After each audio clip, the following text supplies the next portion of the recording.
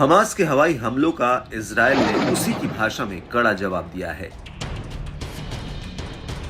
Israeli सेना ने Gaza पट्टी में हवाई हमले कर ठिकानों को तबाह किया है।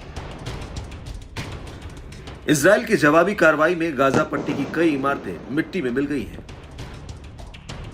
हमास और इजरायल के बीच के संघर्ष में आम लोग खासा प्रभावित हुए हैं।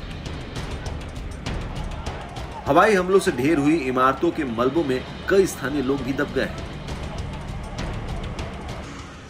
मलबों में दबी मासूम जिंदगियों को क्रेन से निकालने का सिलसिला जारी है। अपनों को खोने का गम देखकर एक शख्स खुद को रोने से रोक नहीं पाया। गाजा में हुए हवाई हमलों के बाद अब राहत बचाव का काम तेजी से जारी है। इजरायल की एयर स्ट्राइक से गाजा में चारों ओर तबाही का मंजर दिख रहा है। मलबों के ढेर में फंसे लोगों को बचाने के लिए लोग मदद के लिए आगे आए हैं। घटनास्थल पर मौजूद एम्बुलेंस में घायलों का मौके पर ही इलाज किया जा रहा है। गाजा पट्टी से आया रोंगटे खड़े कर देने वाला वीडियो विचलित कर सकता है।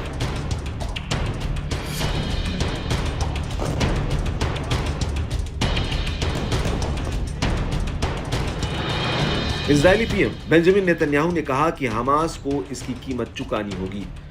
हमास के आतंकियों ने जल, थल और हवा तीनों मार्गों से इजरायल पर हमला बोला था। हमास के हमले में इजरायल को भी नुकसान पहुंचा है। 500 से ज्यादा लोग मारे गए हैं। इजरायली सेना ने हमास के इंटेलिजेंस चीफ के घर पर एयर स्ट्राइक कर बमबारी की है। ऐसा दावा किया जा रहा है कि हमास ने इजरायल पर अब तक सबसे भीषण हमला किया है। हमास की ओर से दावा किया गया कि बड़ी संख्या में इजरायलियों को बंधक बनाया गया है।